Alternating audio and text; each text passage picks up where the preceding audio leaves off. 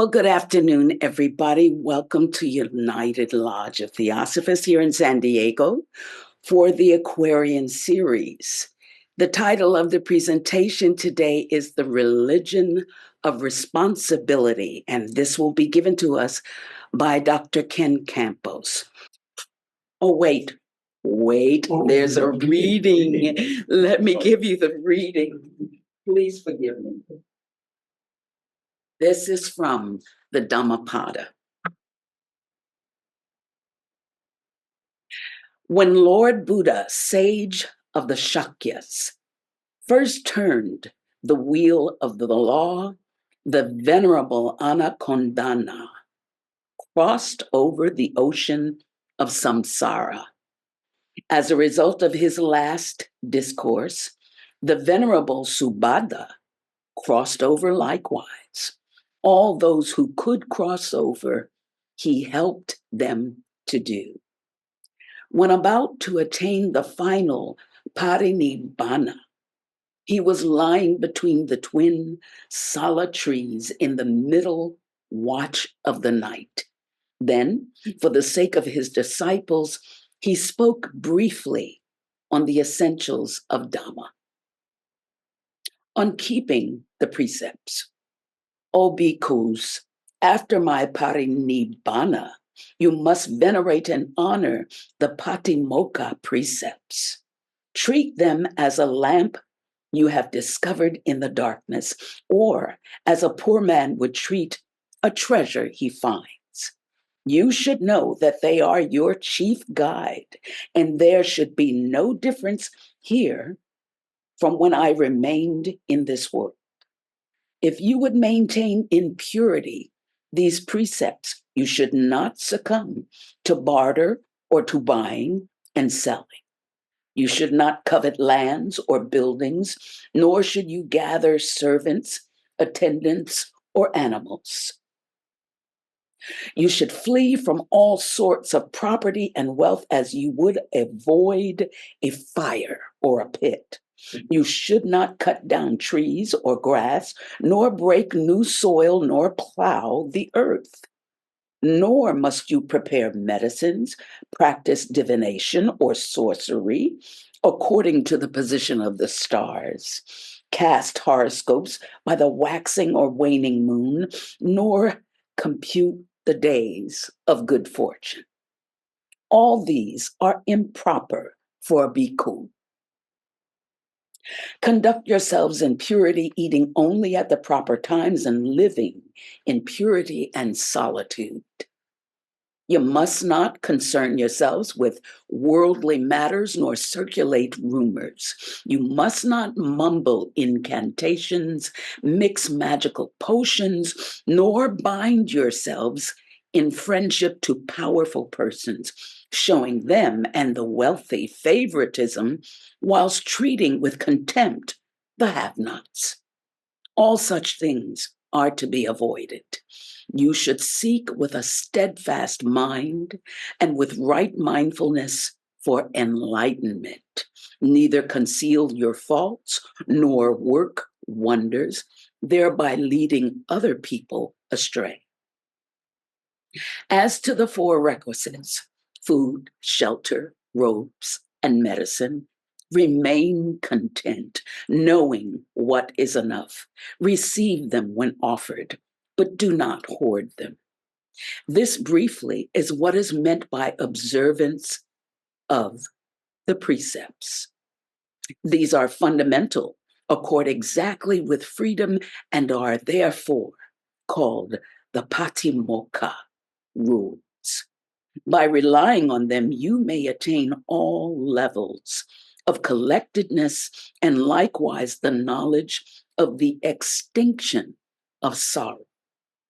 For this reason, bhikkhus, you must ever maintain the precepts in their purity and never flout them.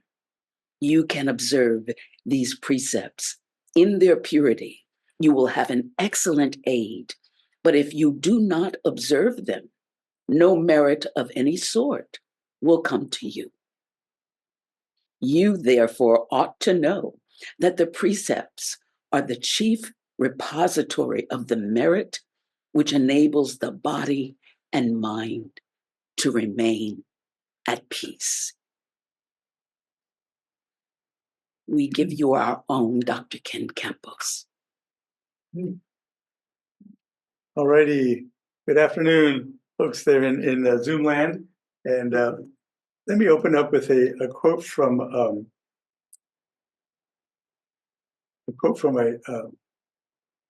picture we have here in the lodge. So this is the second of 3 talks.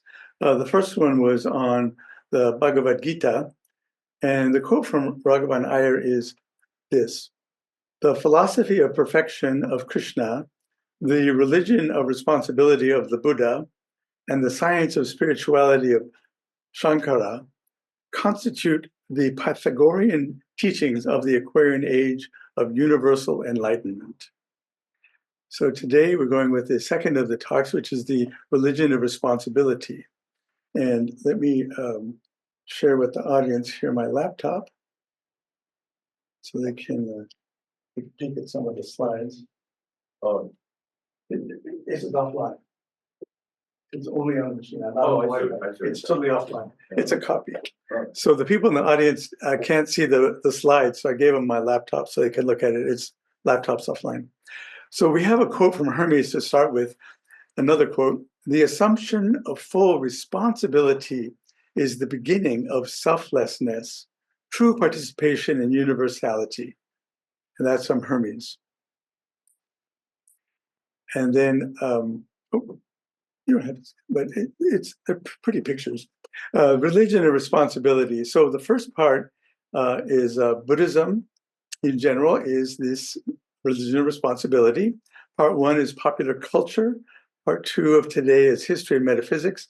And part 3, we'll talk about responsibility. So plunging onto the slides here, Buddhism is one of the major world religions.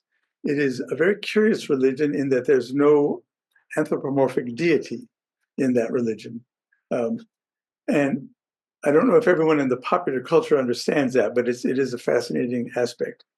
I would say Buddhism has a lot of relations to the first fundamental principle. Got some people in the waiting room. And so just for popular culture, there are things like statues and pictures and tankas and things like that. There's temples around the world. We have popular movies. And then the whole New Age movement includes a bunch of Hinduism and Buddhism as well. So here's a statue in Japan. It's a very beautiful statue with some cherry blossoms in terms of things in popular culture. There's a New Age kind of fascinating artist named Alex Gray.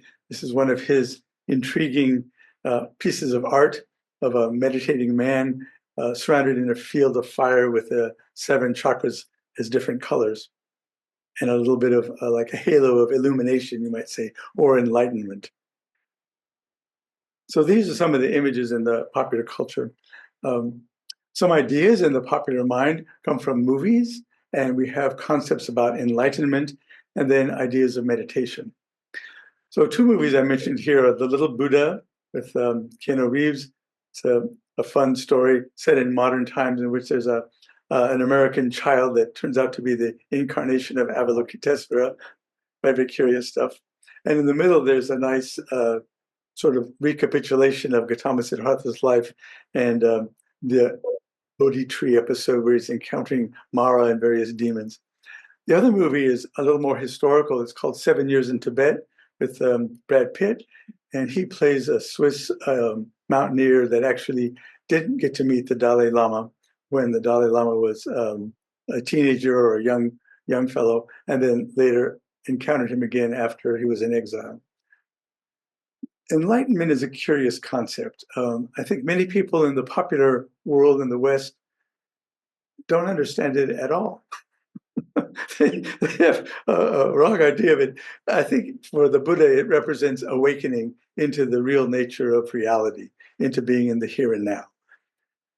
There's an idea about meditation, which I think many people also misunderstand as I talk about meditation with folks in recent years and even in recent weeks. They're saying, are there any guidelines for meditation? What's meditation about? And I can't empty my mind. So I think this idea of having no thoughts at all is perhaps a serious misconception, versus a doorway to higher buddhi by, as Blavatsky says in The Voice of the Silence, to slay the slayer.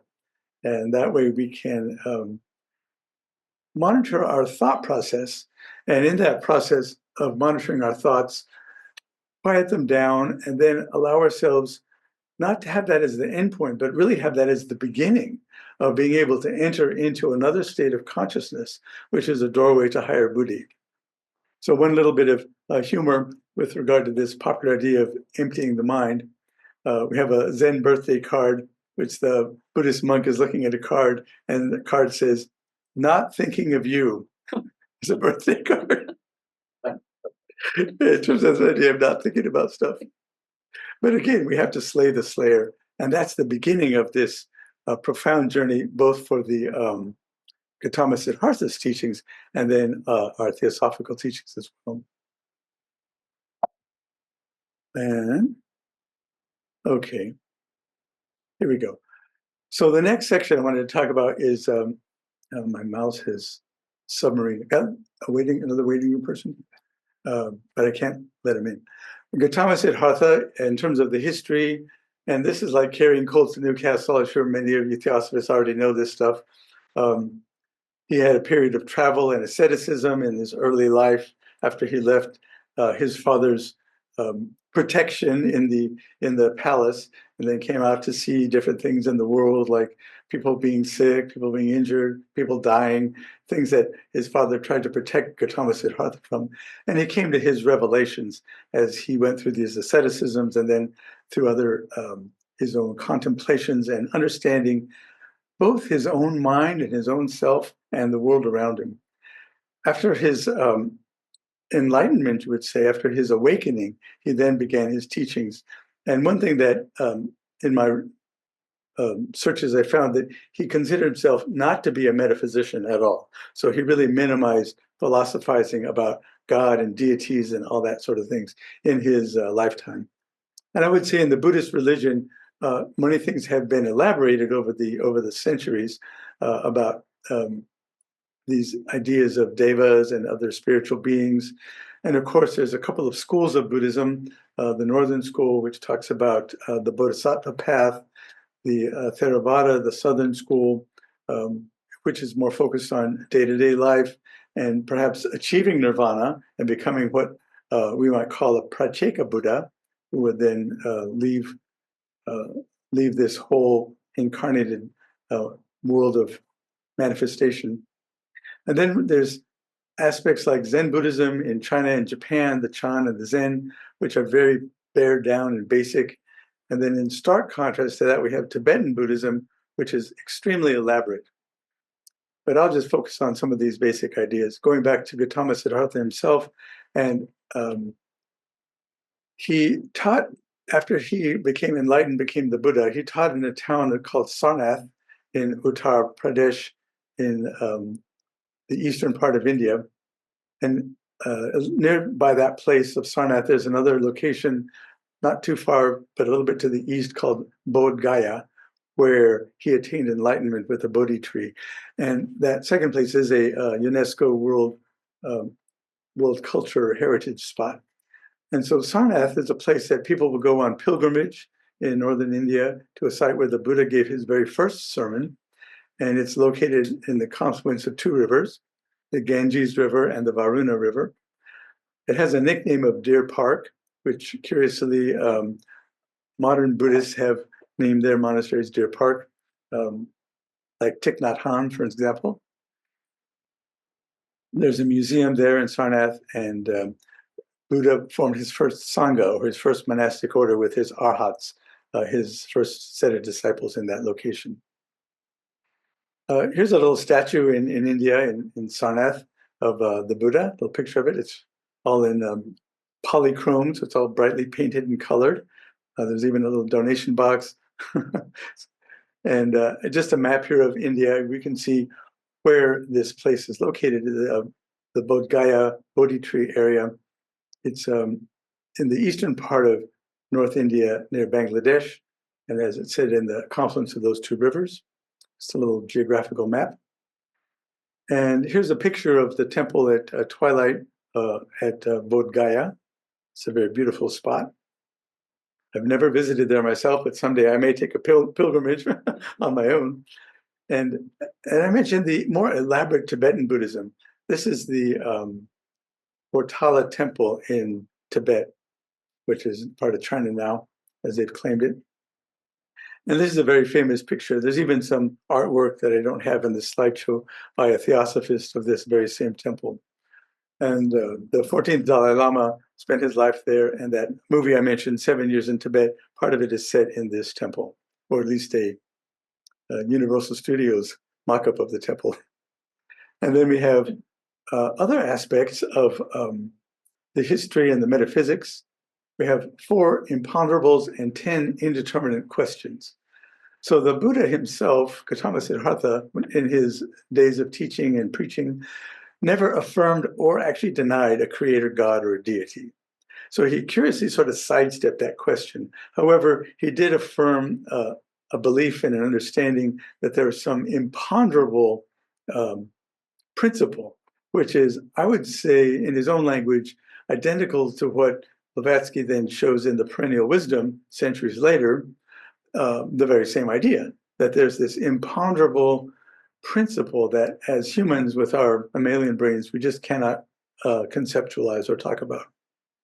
And I think the Zen Buddhists, in their simplicity and their pared down, austere version of the religion, also believe that this is not something you can talk about in words. So then we have the imponderables and the indeterminate questions. And I found that to be a little fascinating aspect of Buddhism I've heard about for years and years, first through a pop philosopher, Ken Wilber. So the imponderables are on this slide here. I'll just read it aloud. The exact nature of the Buddha, or Tathagata, after death, the parinirvana, is something we just can't understand. So the questions are, what happens to an enlightened being, a Buddha, after death?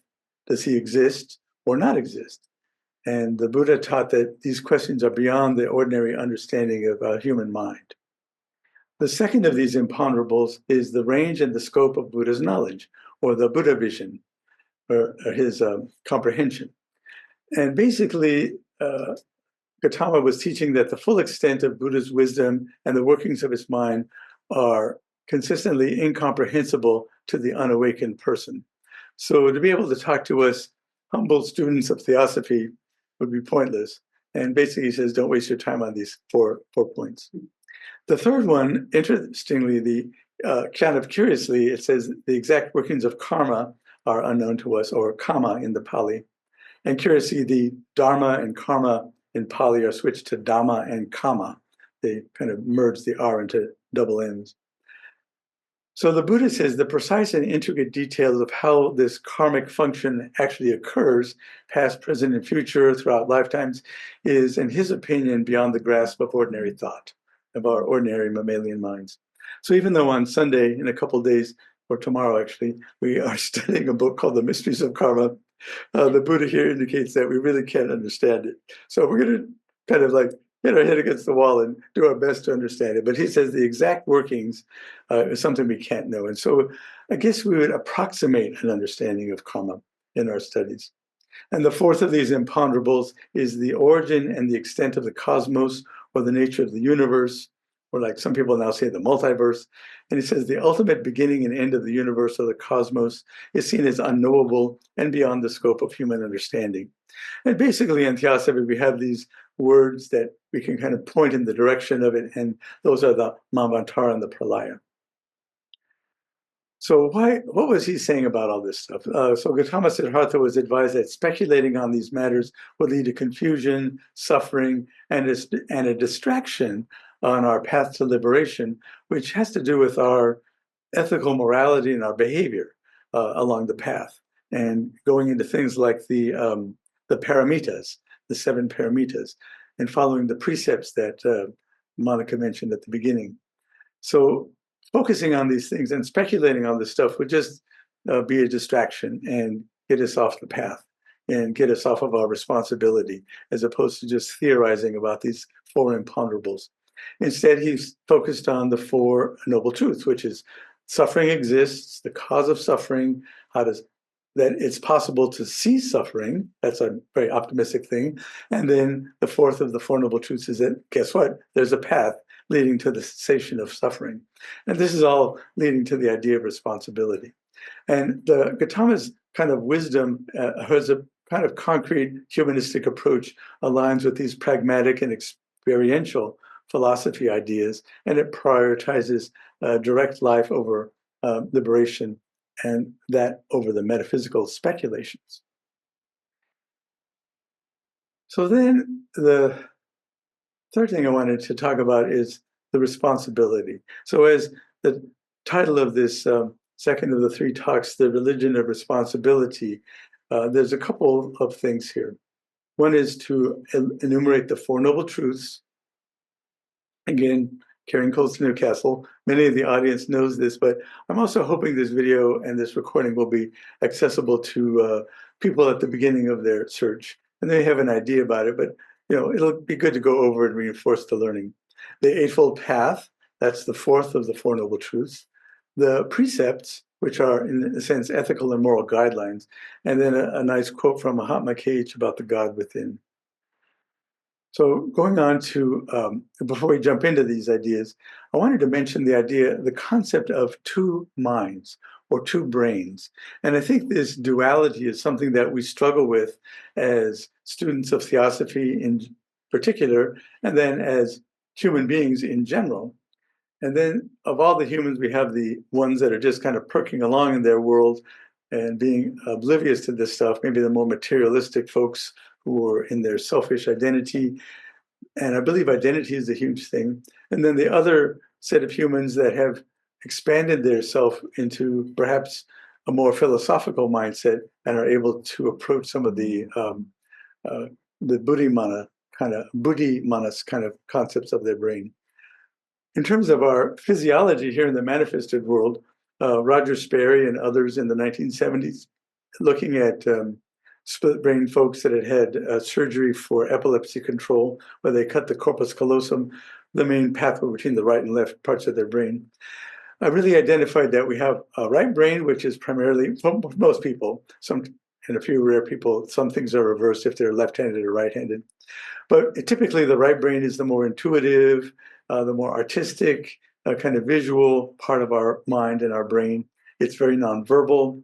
And indeed, you might say it's very highly connected through the vagus nerve to our heart center and to a gut area, our enteric nervous system, which in recent decades, since Roger Sperry in the 70s, now we have this whole idea that there's a nerve plexus in our abdominal area, which is very significant.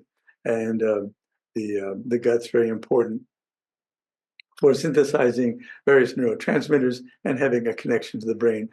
I would say, in my opinion, particularly through the right brain. The other thing which we think of as very popular and it's highly prized here in the West is the left brain, the logical, mathematical part of our brain, the part of our brain that has to do with language.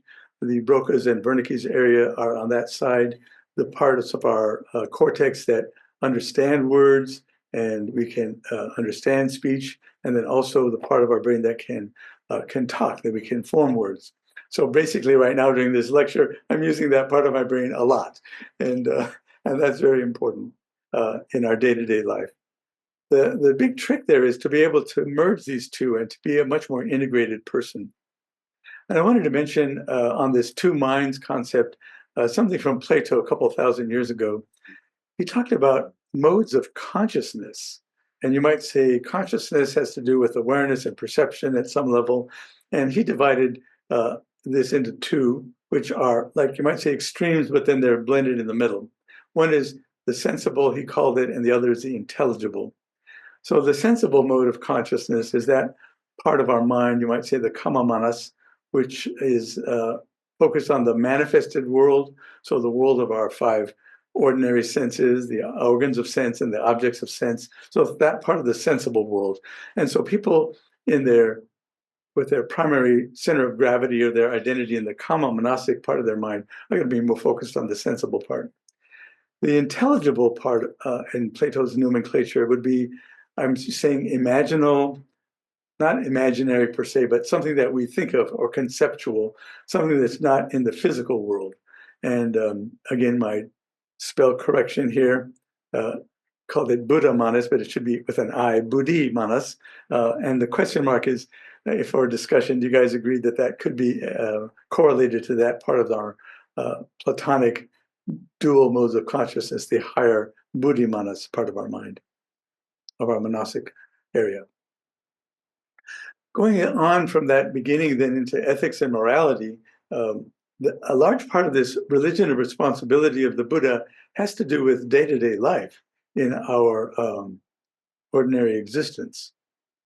And ethics and morality are really, I think, in our Western world, language that we would, overlay to these Buddhist ideas.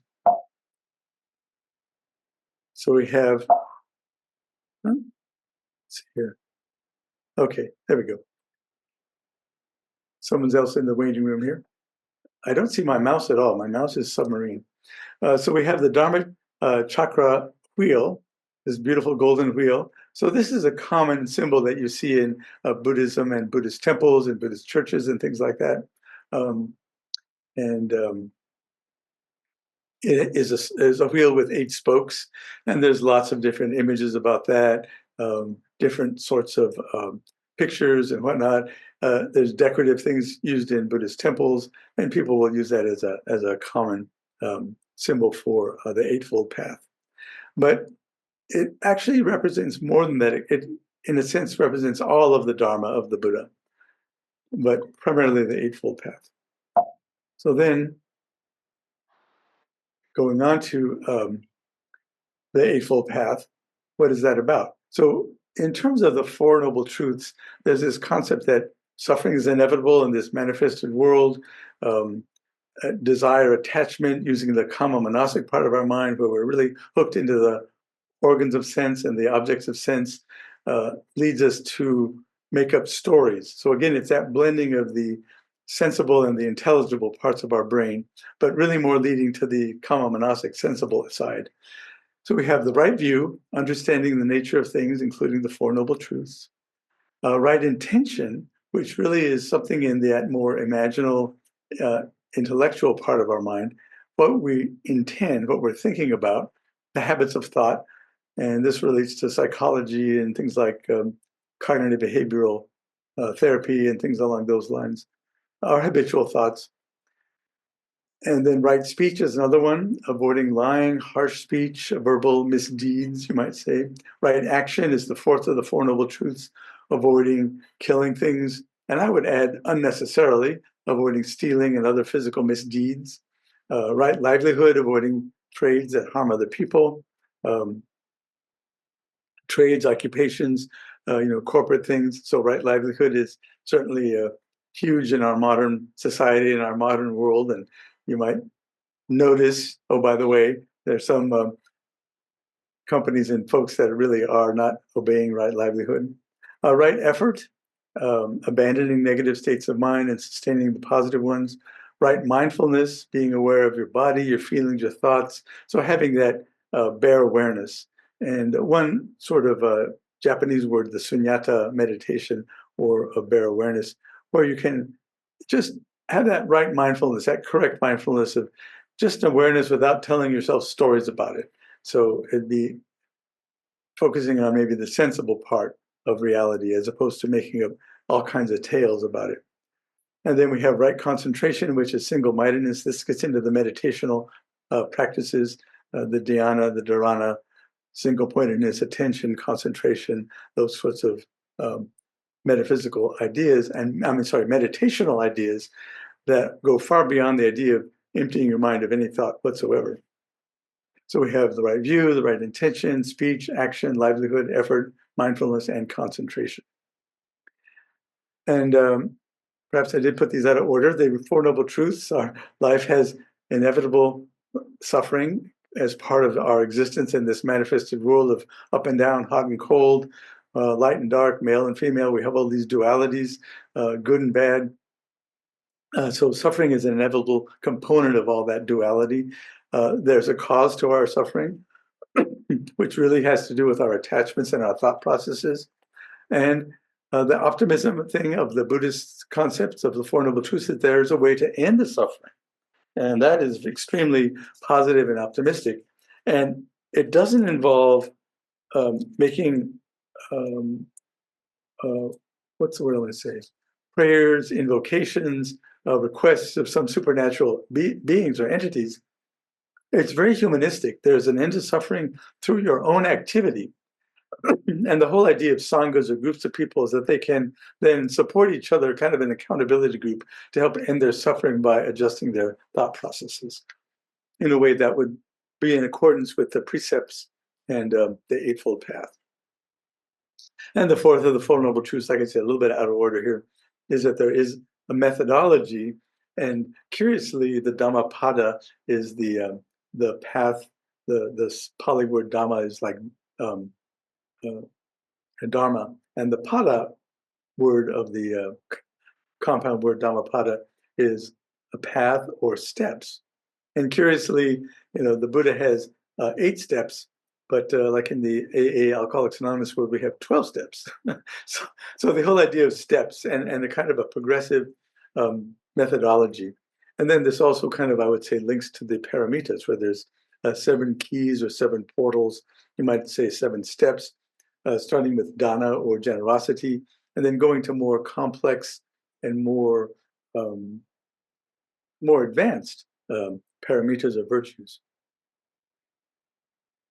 And the other thing I mentioned are these 10 questions that the Buddha said, let's not worry about these things.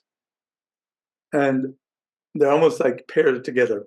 The world is eternal, that a question or not. The world is not eternal. Don't want to worry about that stuff. The world is spatially infinite, or the world is not spatially finite, infinite. And again, modern cosmologists and astronomers with our fancy telescopes saying, is the universe expanding? Is there an end to the universe? Is there an edge to it? What's going on? So maybe the scientists can worry about that, but the Buddha says, let's not bother with these things.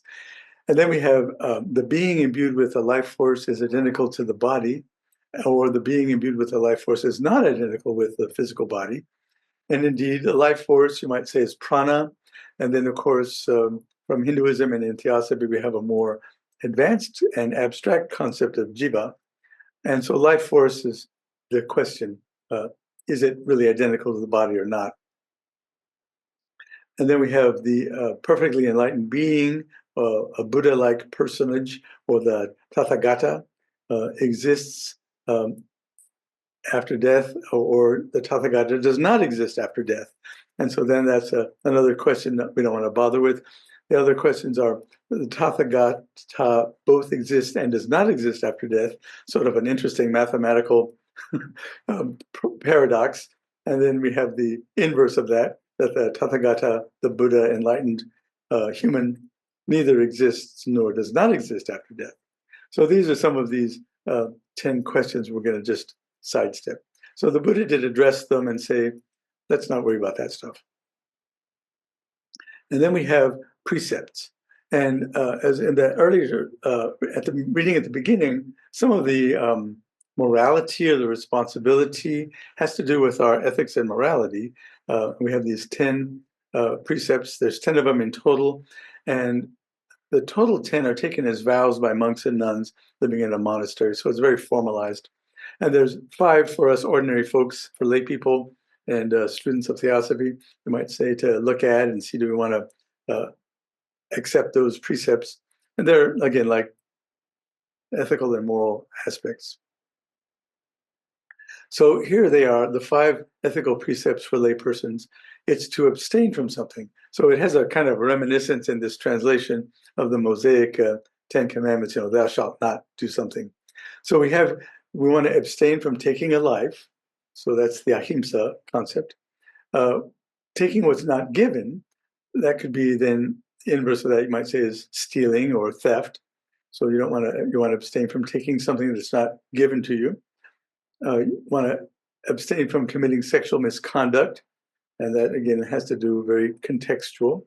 you want to abstain from engaging in, it says inflate speech here. I didn't translate that text. They mean inflammatory speech. And then also to abstain from using intoxicants or, different things that would drug you up and alter your state of consciousness. So as I've gone through that, let me go back a slide here. So we have the idea of the minds, and we have these responsibility, the Dharma, the teachings, the Four Noble Truths, the Eightfold Paths, a little overview of precepts. And I didn't put in a slide on the paramitas, but that's something I think worth interjecting here as well. And I have to say that I did this slide deck twice because it it crashed on me, so I had to recreate it this afternoon, and so I'm missing the paramitas, but we can talk about those in our discussion. And let me close up with going to this last slide here, a reading from Mahatma K.H., The God Within.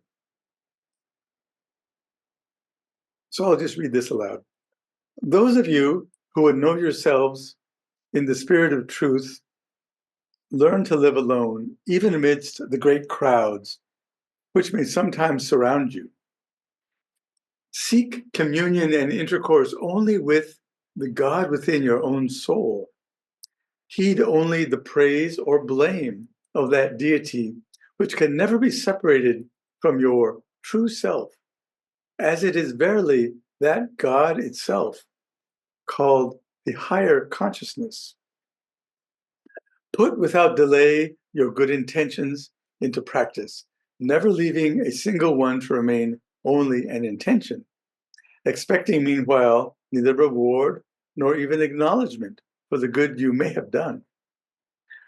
Reward and acknowledgement are in yourself and inseparable from you, as it is your inner self alone which can appreciate them at their true degree and value. For each one of you contains within the precincts of his inner tabernacle the Supreme Court, the prosecutor, the defense, the jury, the judge, whose sentence is the one and only without appeal, since none can know you better than you do yourself. When once you have learnt to judge that self, with a capital S, by the never wavering light of the inner divinity, your higher consciousness. So each of us does have that Supreme Court within, and that's from Mahatma K.H.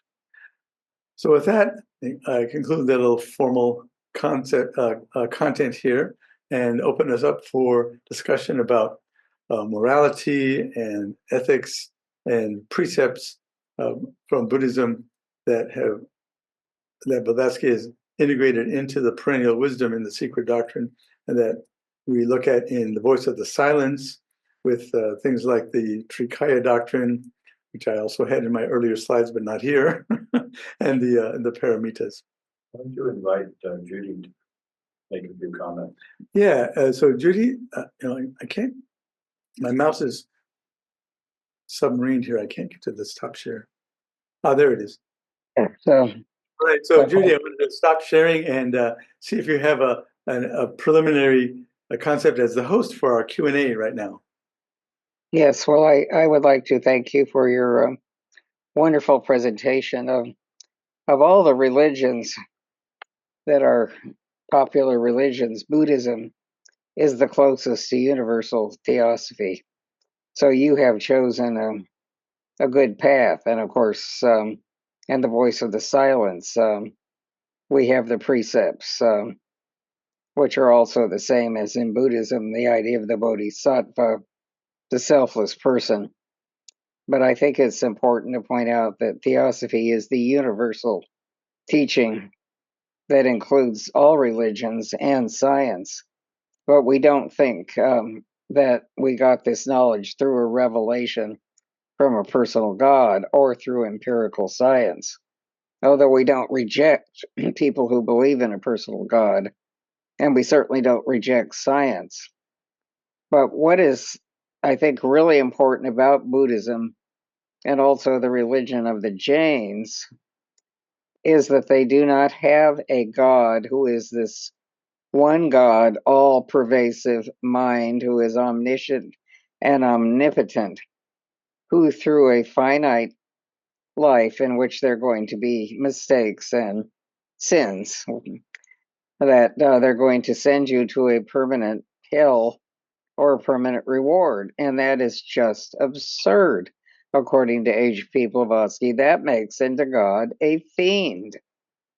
And we Mhm. don't believe in a fiend. I mean, the Muslims who believe in Allah, the Beneficent, the Merciful, don't believe in a fiend, although they have a teaching about hell, which, of course, might be that because people make wrong choices and send themselves into temporarily bad states. So, don't you think what is fundamentally important about theosophy and responsibility is that because there is no way to prove this kind of God that I spoke of, that we take responsibility for our own actions through karma. We are karma, and that we are, in some sense, our higher nature is the creator of our lower nature. It takes a great sage to fully understand this. But what we don't do is blame our actions on a god or the devil. The poor devil gets blamed for an awful lot of mistakes that Yes. human beings make. Wouldn't you agree? And so I think the responsibility in theosophy is that we take responsibility as human beings who are spiritual beings having a human experience for our own actions. And we made the mess that we're currently in on this planet, but we also can clean it up. So we better start now. Now, would you agree with that? And I also would wonder what others would think about this. Thank you. Yes, thank you, Judy. Before we go to Patrick, let me read the first of the twin verses from the twin verses in the Dhammapada. Just read that quote here. All that we are is the result of what we have thought. All that we are is founded on our thoughts and formed of our thoughts.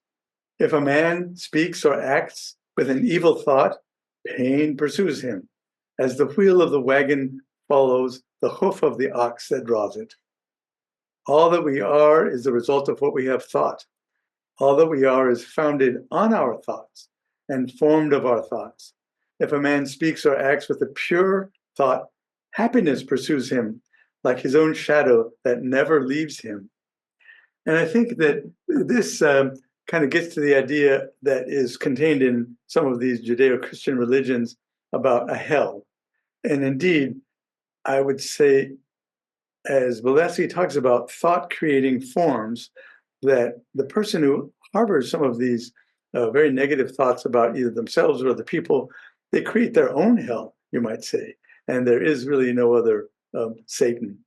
And I agree with you, Judy, that the responsibility is something that we really must embrace as moral and ethical humans, and be an example to others on the planet and others in our communities and our little local groups, that it is okay to hold on to some ethical, moral values and to treat each other well and to treat our planet well and all living things, the whole biosphere, Gaia, the whole 9 yards. Yes, and I think by showing the questions that tend not to edification, such as is the world eternal or finite, these kind of questions that are in Buddhist Sutra, that you also show that it is human suffering that is most important that the Buddha focused on. That there are some questions we're not going to be able to answer in our current situation. And so we have to put aside these questions for ethical problems first and overcome them. I think Patrick has a question, and then Kelly. Oh, I do. Go on this. So I guess my question is magic always a sin in Buddhism? I mean, some magic is done for selfless purposes, such as like peace on earth or, helping others. Is it wrong to actually send your energy out in that way? Let me give a preliminary, Judy, and see what you have to say secondarily. So magic is a fascinating word. And in the Secret Doctrine and some of Blavatsky's writings, and also William Quan Judge, they do address the question of what is occultism, what is magic, and really it has to do with an understanding of the structure of the world. And in some of the writings, Blavatsky makes a distinction between the selfish, personalized, quote, black magic, which is definitely to be avoided. And then on the other hand, you might have something that people would call white magic, in a sense that's using our intentions and thought forms in a positive manner. And you might say that's, quote, magic, unquote. But the idea that our thoughts create forms on the astral world, and then we can then precipitate those into our physical world is really significant. So you might say that is in fact a form of what might be called, quote, magic, unquote. Mm-hmm. What do you think about that? Yeah. I would agree with that. And what do you have to say, Kelly? Did you have a question? I think it's Nancy. Yeah, Nancy? it's Nancy. Hi. Hi, Hi. everybody. Yeah, I enjoyed the talk. I got in late. I'm smiling because, Judy, I wish you were with me the other day.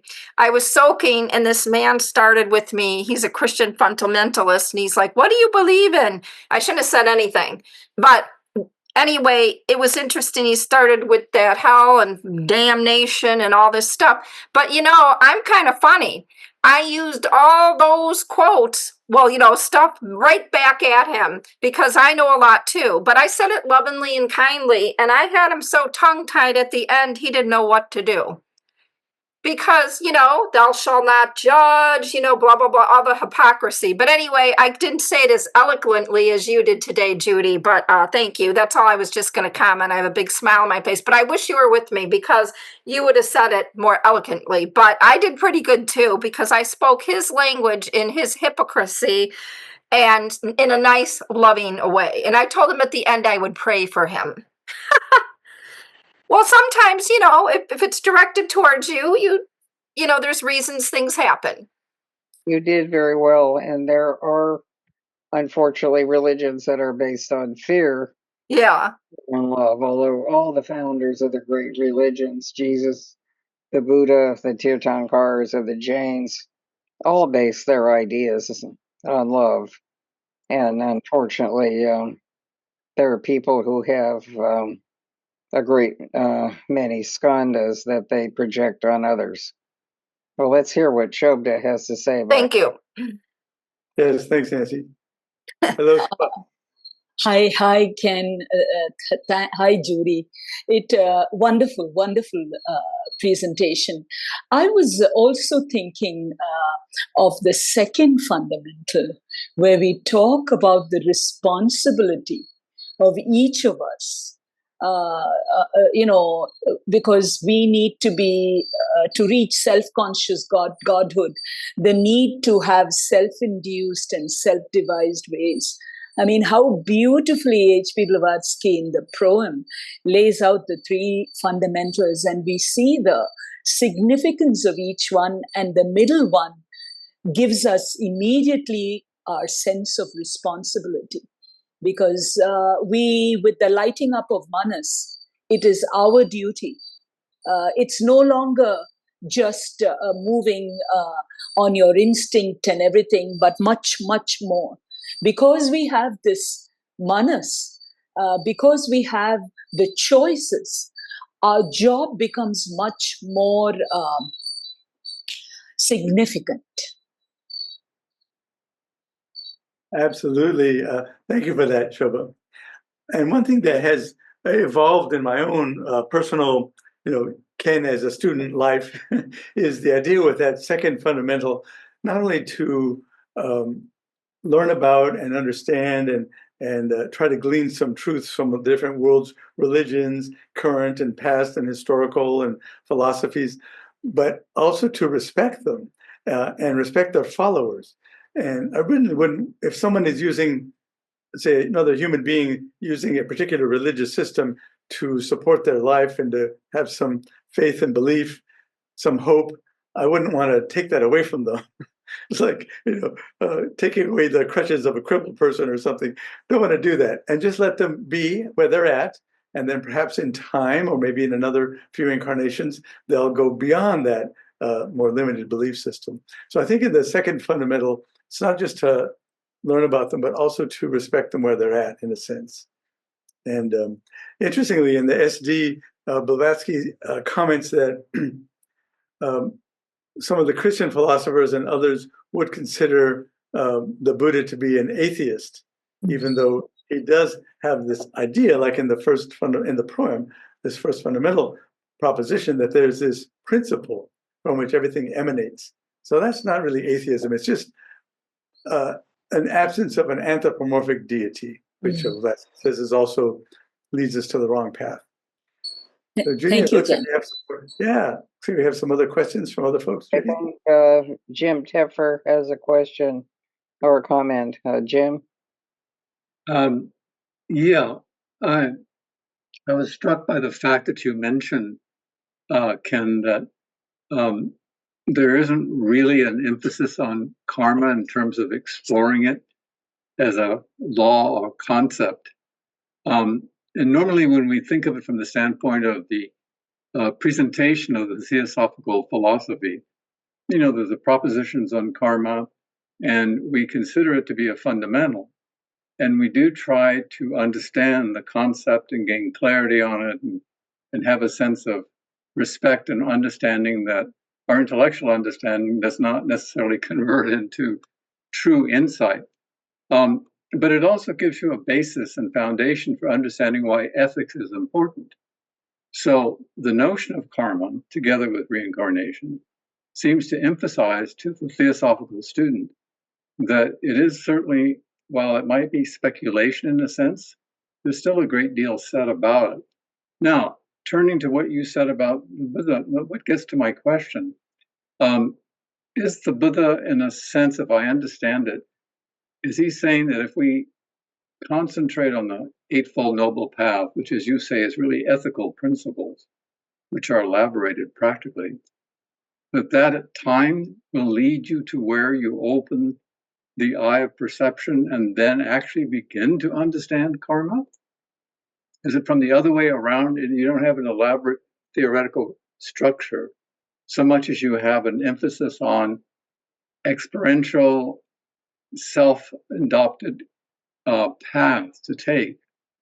And are we to assume that when you do that in time, you do come to understand, you do get an insight into the nature of karma?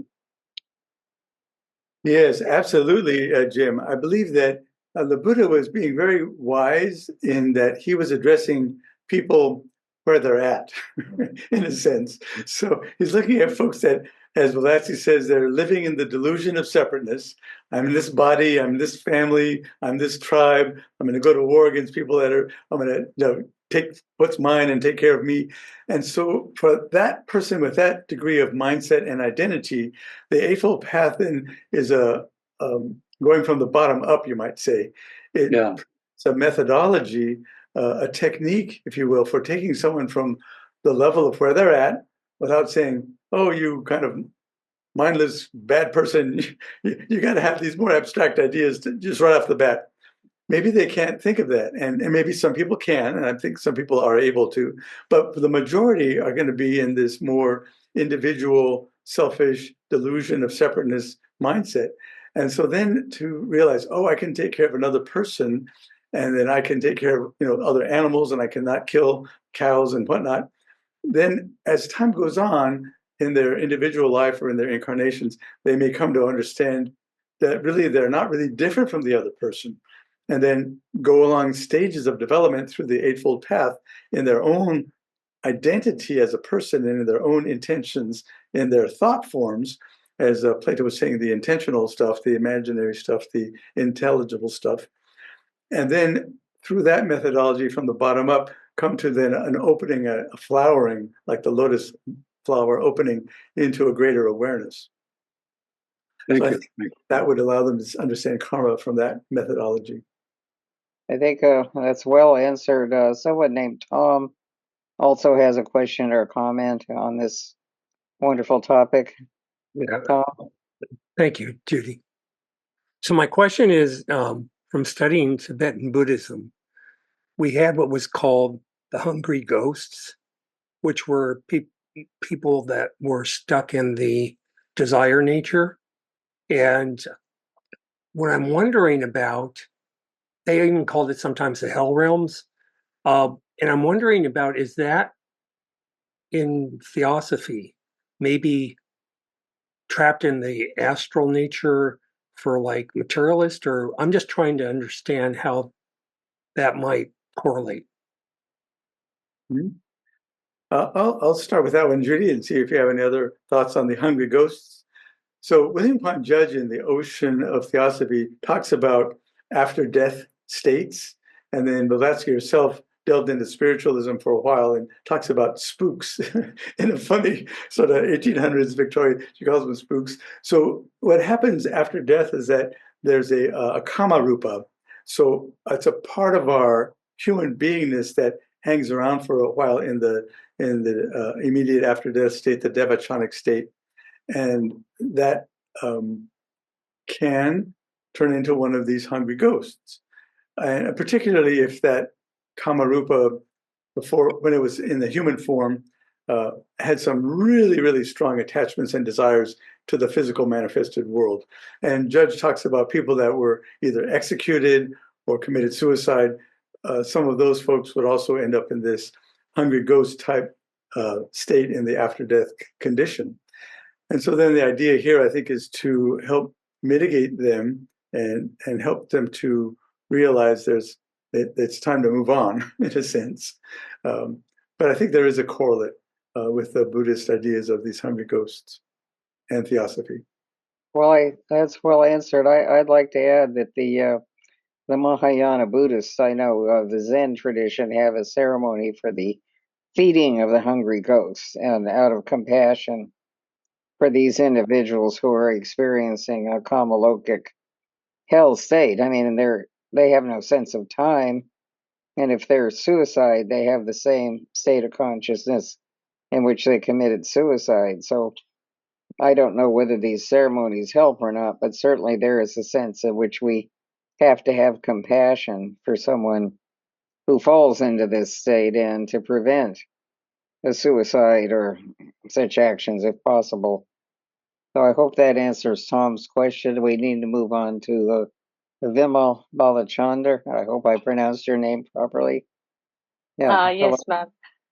Thank you so much for the lecture, and thank you, Shobha, for adding me to this group. Now, I just wanted to know, just a little while ago, it was mentioned that the Buddha does not talk about God, but a principle. I have never heard of this. So where does the Buddha mention this? Because I know we in Theosophy, we mention this, but where does the Buddha mention a principle instead of a God? Good question. In my researches, I did come across that. I don't have a reference at the tip of my fingers, but it was in one of the internet websites in which Buddhist philosophy and Dharma was being discussed. Judy, do you know any particular reference yourself in the Dharma teachings? I have never heard it, sir, because that's why I was wondering. I was really interesting if he has said it, because that makes it very nice to talk about. I mean, there's something that makes it easier to convince people about theosophy if we can bring that there are others also who have said it. No one else appears to have talked about a principle. Even the Hindus talk about Parabrahman, which can very well be an anthropomorphic figure in a Hindu's mind. So we don't know. So this principle aspect appears to be something unique to our tradition. Mm-hmm. I believe the Secret Doctrine addresses it. And Jonathan, there's someone in the audience. In the Buddhist context, and maybe Judy could clarify also, but the idea of shunyata might be in that direction. Yeah. Excuse me, what was that last idea? Sunyata. Jonathan was saying that sunyata concept could be the Buddhist idea that there's a principle that is behind things, but of consciousness, but not an anthropomorphic deity. Yeah, shunyata in the sense of nothingness. Nothingness. Yeah, and like Ein Sof, Mhm. you know, Oh, which is not, but still the idea of no thing. Yeah. And the Svavabat, I think, is another similar Yeah. concept. it's interesting to talk about it. Could I add something? Actually, Hinduism, when you look at Vedanta, it talks about this because Theosophy comes very close to Vedanta. H.P. Blavatsky does lay out that there are some subtle differences, but Vedanta doesn't talk about Parabrahm as a god. It's closer to the Shunyata idea. It's closer to the idea of, if you read Shankaracharya, he says the same thing. It's not something that can be touched or talked about. It's beyond thought. And the same thing that H.P. Blavatsky says, it is said in a different way. So Vedanta comes close to touching this. And again, H.P. Blavatsky says, the problem is most religions we know through the exoteric side. But if we look at the esoteric, the hidden, they all are saying the same thing. Unfortunately, it's the esoteric side that is not known about, and people are clinging to what is said externally. Correct me if I'm wrong, Judy or Ken or Jonathan. No, I'm not going to correct you, but try to expand on that. Certainly, even the idea of Parabrahm, we're not talking about a god in any personal sense that manipulates our life, but in the idea of Shunyata in Buddhism, it's been translated as voidness, but that probably doesn't get the idea across. But in the Voice of the Silence, it says you must learn the voidness of the seeming full, the fullness of the seeming void. And I think that can be interpreted in a number of ways, but one of which is that when you think you have understood an idea fully, then you find out that you don't understand that. This happens to me with the secret doctrine all the time. But I think this is good. And the thing is about life, those things that we once thought mattered tremendously and were terribly important to us at one stage later have no desire for us at all. And so I think it applies in many different directions. But we have to remember that theosophy is universal and that all religions, although very differently presented in their laws and customs, do have the same goal of enlightening human beings. There are other comments about this. I think Jim again and anyone else, and thank you. It's just the interesting notion about theosophy rejecting the notion of an external anthropomorphic God and pointing to an infinite principle. But what it does, according to the last quote that Ken gave us from Master KH, is it makes human beings incredibly magnificent. Because when they subtract from the externalization and anthropomorphic notion, it's being internalized and pointing to the fact that there's a God within, which is far more glorious than any conception we can have of personalized anthropomorphic God. So by removing that concept, it enhances the notion of what it means to be divinely human. And so it doesn't subtract from being, it just enriches the notion of being. Well, thank you, Jim. And before we go to Patrick, I was going to comment, Shobha, you were giving a prelude to the third of these three talks. And this week I was looking at some of the collected works, some of those volumes, and Blavatsky does make some comparisons between the Vedantins and the Buddhists. So I'll be talking about that in the next of these three talks. Let me read a little quote here on consciousness and form here from Raghavan Iyer. It's about our manas, our mind, as we're talking about thought and form and intentionality. So Iyer writes, the innate possession by human beings of the manasic capacity should inherently lead them to pass on anything they know. Without regard to the possibility of misuse, one must take the risk, like the Manasaputras, to seek to pass on to others what one has received as a free gift oneself. This will be the natural tendency of mature individuals who have deeply thought about the enormous debt of gratitude they owe towards higher beings who have given and continue to give so much to present humanity. I just wanted to mention that as part of our intentionality on this theme of responsibility for ourselves and responsibility for other people in the world. And Judy, shall we go on to Patrick? Question? Yes, let's go. I was actually just kind of wanting to add to the conversation earlier. I was going to say that Taoism speaks of like the Tao as unnameable or unspeakable.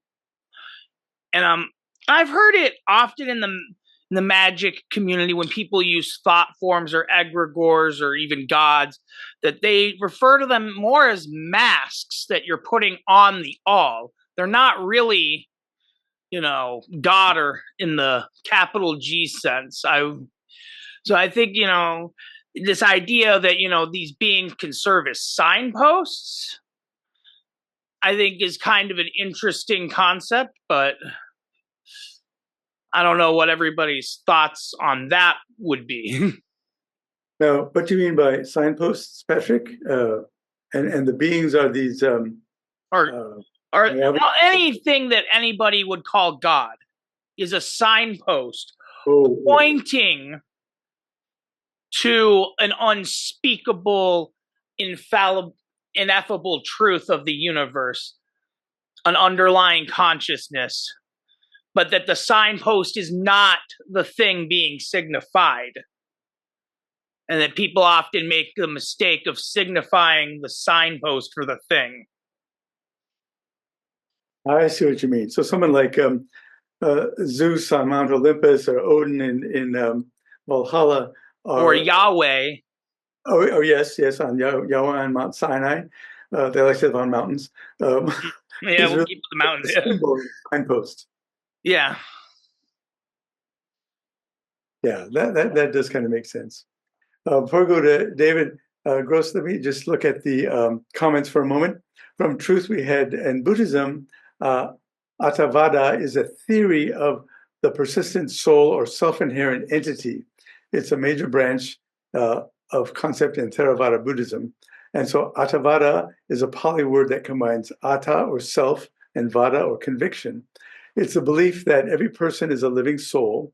It's the idea that we exist by ourselves. Interesting. And I think that identity could be something that Blavatsky talks about as the personality and the individuality, or the me and the I, you might say, or the lower self, the Shula Sarira and the Linga Sharira, the lower manifested and astral self, and then the higher self. And then Maluka has a concept about the heresy of individuality. She says that this is also commented on in 5 Years of Theosophy in the book. David, are we going to your question, David? Or comment? Yeah, I was thinking about what confluences come together to awaken our sense of responsibility in life. Some people have a sense of responsibility, that helps and affects us all. We could all think of our own examples of that go way beyond themselves. What is it that sparks that in us? Does it come from? Where does it come from? I kind of have an idea on this one. Like, I think it comes like when you're in the spiritual path and you're really like in the mystical sort of path, you begin to see this idea that we're all one, right? and that anything you do to one, you do to somebody else, you're doing to yourself. So it kind of like gives you this moral imperative to do the right thing in that regard, because that's you in another life, basically. I mean, I'm not sure how to raise my hand. Could I make a comment? This is yeah. Kirk. Kirk, yes, hello there, Kirk. Yeah. I just wanted to just a couple of comments. One is that there's an enormous difference between Southern Buddhism and Northern Buddhism, and HPB points this out in many places. And of course, you have the Southern Buddhism texts, which are the Pali texts, and then you have Mahayana texts, and then you have Vajrayana texts, and there's not only a quantitative difference, like the Southern Buddhist texts are something like 1/10 of the quantity of the Mahayana and Vajra texts taken together. So, and part of the you could say difficult issue with trying to summarize Buddhism is that in both Mahayana and Vajrayana Buddhism, they believe that the Buddha was teaching on multiple levels at any given time, so that what he, and even on telepathic levels, so that teachings that he gave while incarnated were set into the mind stream of disciples and bodhisattvas who would emerge centuries later and give those teachings, which are still considered as to be authentic teachings of the Buddha. So there's an enormous range of what we would call the Dharma. So that's one issue. So it's very difficult to summarize it, in a 40-minute talk. Yes, it is. Yeah. So I respect the challenge. The other point, more specifically regarding the nature of gods or deities, because we do have that magnificent idea in that HPB elaborates in the Secret Doctrine regarding the Dhyani Buddhas, who perform a role very similar to what we would think of as creator gods, except it's an emanative process rather than a creation out of nothing.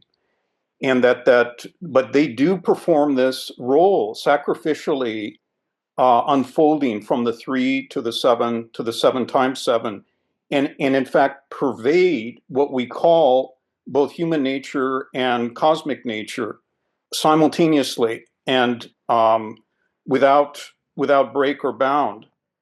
So, but that even such very high beings, which are also capacities of consciousness within human beings, that is not the highest principle. And I think Patrick was pointing to this, that even beyond the 7, there's the 3, there's the Logos itself, and that which transcends even the Logos. So that unity of light and sound, which gives birth to the whole cosmos, is transcended by an even higher deity, which is the ground from which an endless series of universes emerges.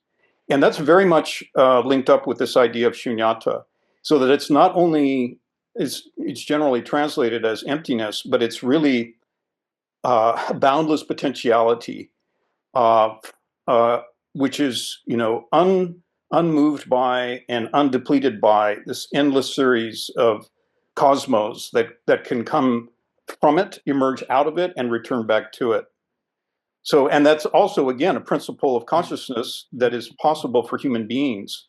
So, and that's one of the great affirmations of Buddhism, is that the knowledge, the highest forms of knowledge, are capable of realization by human nature. And that's part of what makes the prospect of being a human being so grand, is we can not only reach up to a level of godhood, but even transcend that to the ineffable.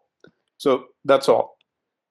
Well, thank you, Kirk, for that exposition. That was quite wonderful, and I appreciate the complexity. And I was at one point kind of mentioning the 2 paths in the Voice of the Silence. One of the distinctions between the Northern and Southern Buddhists, the Pratyeka Buddha or the Bodhisattva. Well, as we're nearing our time here, I see Vimal has a hand. And Judy, do you have any other comments before we go to Vimal? Well, I think we're just about out of time. If Vimal has a very short comment or question, we could deal with it, but we're almost out of time. Everyone's comments have been very enlightening, as was your talk, and we're very thankful for all of them. Okay, I just quickly want to sort of qualify the question that maybe we can deal with it next time. What I'm trying to say is when we talk about the word principle, we talk about laws, the law of harmony, the law of cyclical evolution. We talk about all the laws that come into being when we talk about the principle. So that's where we need to search whether anybody else talks about laws coming into being. I mean, laws being that divinity. So that is really the question. That's all. Thank you. Mm-hmm. Yes, I think in Theosophy we think of a primary law as karma, the law of laws. And interestingly, the Buddha was saying we can't know the exact details. And I think an analogy is in Western medicine where we have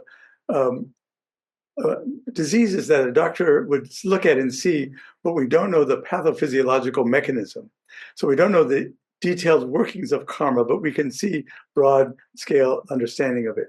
But yes, I think looking more into laws that you ask, Vimal, is important. Maybe we could ask the question is law inherent within us?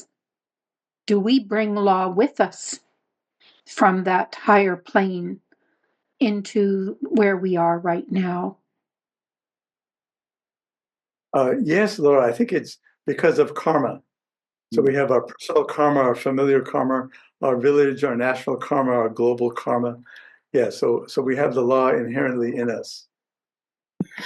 If we also thought of the word reality with a capital R, what is, it's part of the workings of the whole, again, capital W. Yes, Victoria. So you agree that law is inherent, is that right? Yes. All right, Judy, back to you. Yes, well, I really want to thank everyone for their remarkable comments, and I think the idea that we are not creatures, but we are ourselves creators, and law is within us, is a very principal idea that's come out of this discussion. And regarding even Theravada Buddhism, the Dalai Lama has said that anyone who really achieves that path would never be a Pratitya Buddha or selfish Buddha. So thank you very much for everyone and your wonderful talk, Ken. Well, I thank think you. I need to go. We all do. You can. Thank you, Judy. Please join us next week for Shiva and self-regeneration. Goodbye, everybody, and thanks for your participation. Thanks. Bye. Namaste. Thank you so much. Thank you. Thank you. Thank you all. Bye-bye.